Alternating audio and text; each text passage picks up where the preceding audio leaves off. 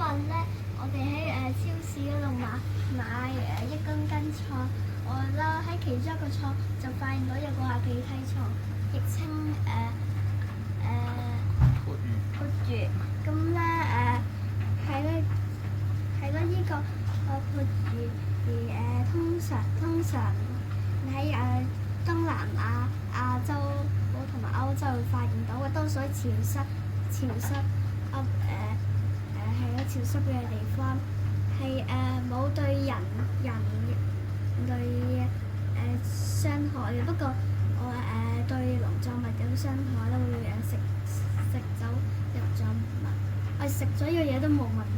題嘅。咁咧，呢個壽命大約呢個蟲，即係呢個鼻涕蟲咧就可以1年或者以上可以生存。好啦，完啦OK 啦，今日嗰個集就完啦，下次又再見，拜拜。